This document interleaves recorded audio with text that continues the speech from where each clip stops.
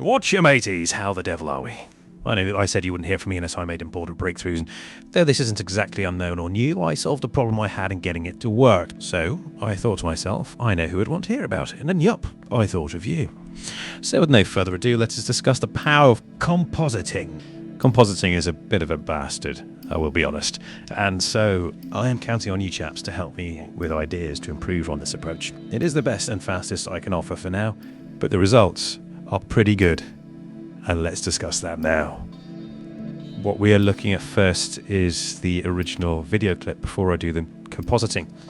This is at 1080p. I have used every fancy trick in the book to get it there on my lowly 3060 12GB VRAM card with 32GB of system RAM.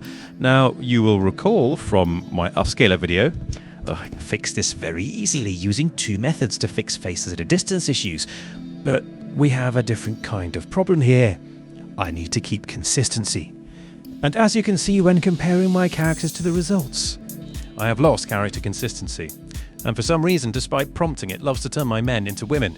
So what to do? Well, we could try Vase, we could try stand-in, but what I like to use here is Wanimate, or Wanimate if you prefer. I also need to use Shotcut, or video clip editing program.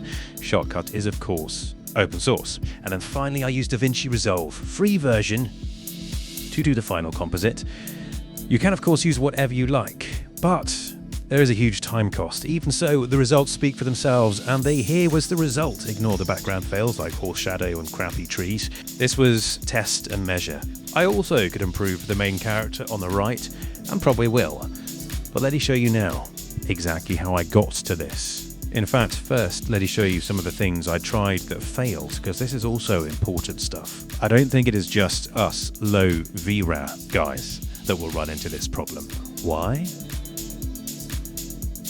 Because I made this video clip originally at 720p. Yes, you heard that right. The next video will be about using VAS FFLF workflow with dual model setup to make these videos, and I will talk about its abilities in more detail in that video. But for our purposes, let me show you why I think the big boy cards won't have much luck either. There is a reason everyone does close zig shots only, and TikTok videos not cinematic. Even when I used high quality input images on the first and last frame inputs. Faces at a distance just don't hold quality. When it comes time to upscale this, or detail it using USDU, it will lose consistency. And another problem is bloody trees! Trees love to walk about through your shop when you use FFLF workflows. It's a pain in the ass, let me tell you. Rather than show you how I made this one and talk you through it, I am going to now run this process live on another shot to see if it fixes that. There's so many problems I can tell you about as I run into them. There's also far more chance of my making an absolute tit of myself as I desperately tried to prove how this worked last time. And I'm sure that would be more entertaining that here's how I did it. You'll just have to trusty type of video. So ignoring the horrible colouring and poor quality for now, as well as the walking tree problem I told you about, let us focus instead on the rider in this shot. I'm curious to see how well this method will work. There are two problems we face here. Three if you include the crappy aesthetics. But the two I will concern myself with today are quality of the rider, which is where the viewer will be looking, and the fact this is a 10-second clip. So is in effect two clips, roughly 161 frames at 16 frames per second, and has to be treated as such. I have no idea if this is going to work out either, so let's begin. The first thing I need to do is use Shotcut to make the composite clips. I will do two in this case, but it's possible I can run it through Wanimate in one go. It will be a good test. This is Shotcut, and what I'll show is you as adding a video to the timeline, then adding in a zoom, which is scaling it, then from that simply export it back out. You can see it is 10 seconds long, which is illegal, as you know. 81 frames up 16 frames per second is a WAN limit of 5 seconds. We will carry on regardless. Now, something immediately struck me in doing this is that I prefer this shot to the original, so I might stick with this in the final cut. It doesn't solve the tree problem, but as I said, we are ignoring it for the purpose of this video on compositing. So here we have the export MP4 ready for compositing shot. I could have gone closer in on the face, as generally you will want to target the face only, so that when you blend it all back in, Wanamut hasn't changed clothes too much. But in this case, I am curious to see how Wanamut deals with the horse. So for this go, let's carry on bravely.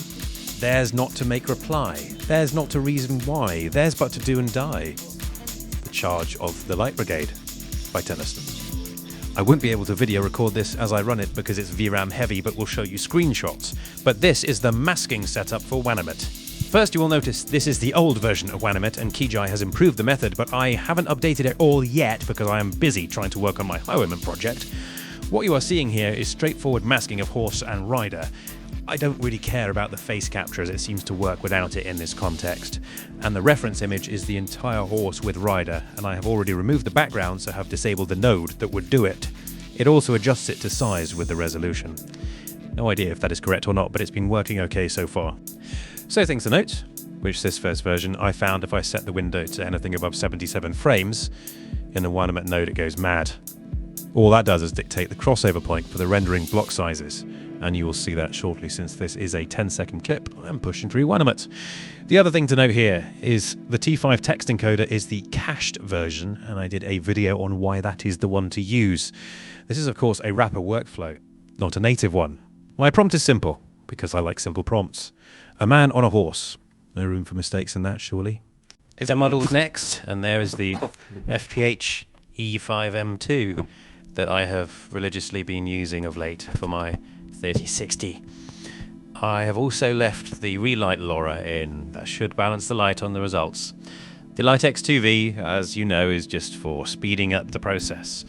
I did try Radial Node in here before, but it coincided with disastrous results. I should really get back to testing it, as I think it might gain me some time. I might have mentioned that Wanamut doesn't perform well at 478p, and so 1024 by 576 is about the lowest resolution it will work at. But that is fine, because I found when compositing I have to blur the quality sometimes to get it to sit right in the original video. So pushing for 720p is a wasted journey in our case. 1024 by 576 is fine for our purposes. And thank God, because that takes long enough as it is. Okay, so here it is screenshots from after I started the run.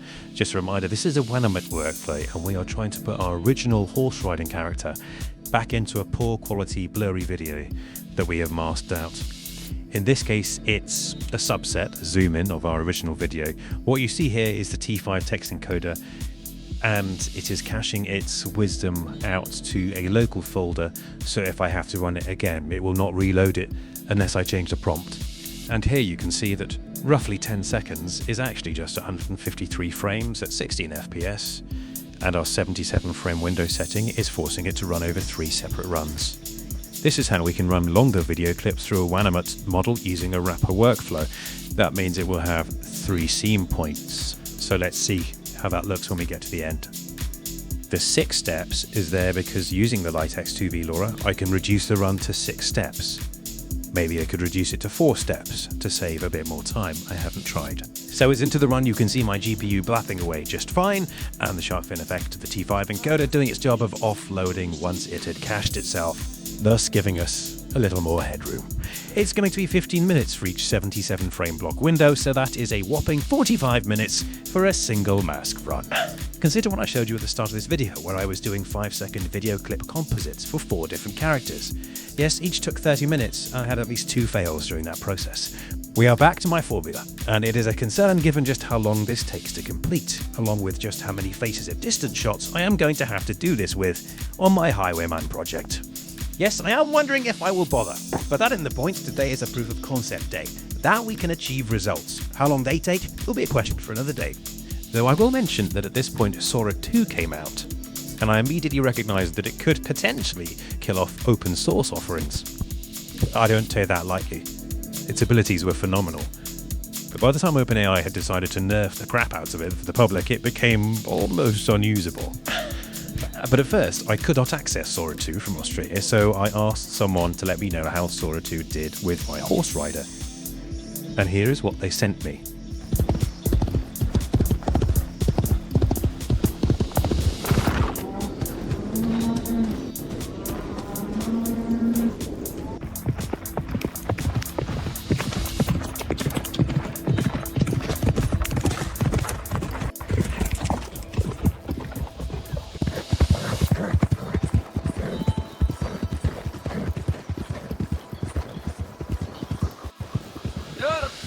Let's ride!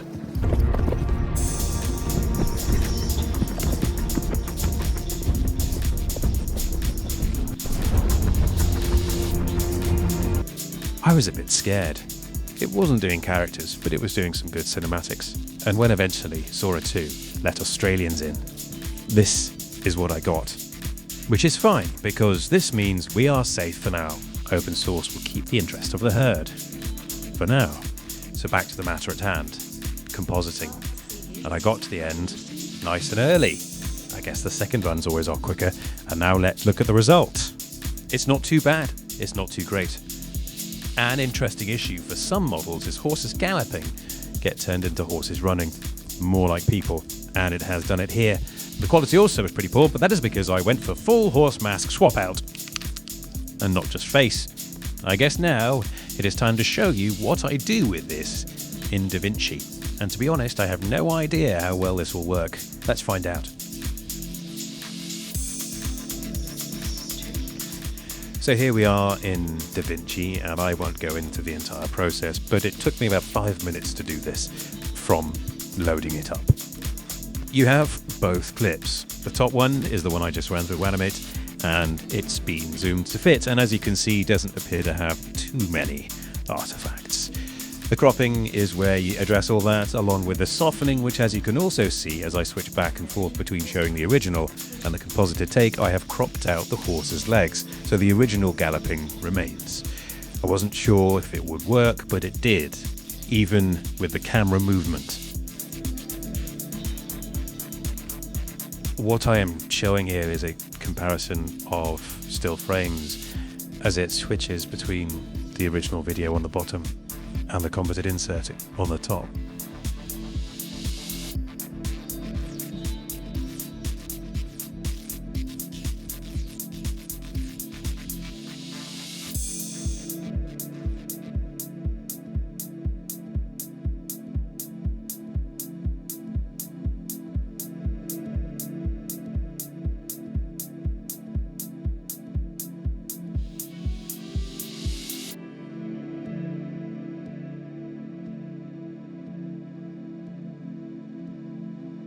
And let's see that when it has been rendered out, for a bit of a closer look at the composited result, blended in after exporting it from DaVinci.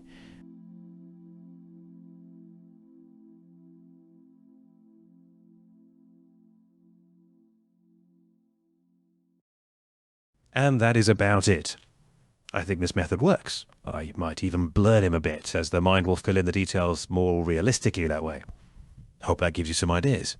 The main problem to address moving forward from here is time. But that is for next time. Next video will be Vase and injecting frames into existing video clips to solve problems, and something I've been promising for a while.